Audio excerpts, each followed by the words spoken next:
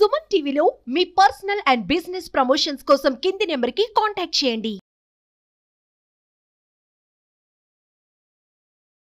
సరే, ఇప్పుడు ఈ టీటీఎస్ పట్ల ప్రజలకి ఏ విధంగా అవగాహన కల్పించాలంటారు? కోవిడ్ వ్యాక్సిన్ అన్నది ఒక ప్రత్యేక రకాలు తయారు చేసినటువంటి ఒక వ్యాక్సిన్ కాబట్టి గవర్నీలు డాక్టర్ జయదేవన్ ఐఎంఏ కో చైర్మన్ వారు సూచనలు ఏంటంటే ప్రజలకు ఈ టీటీఎస్ పైన అవగాహన పెంచుకోవాలి, సిమ్టమ్స్ పైన అవగాహన పెంచుకోవాలని మొదటిది.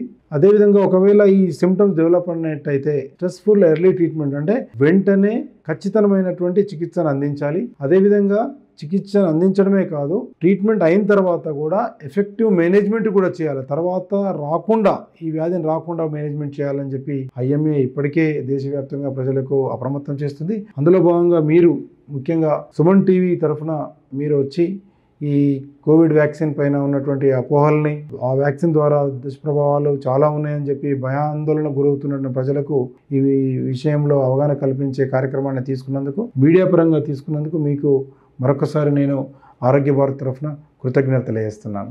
ధన్యవాదాలు.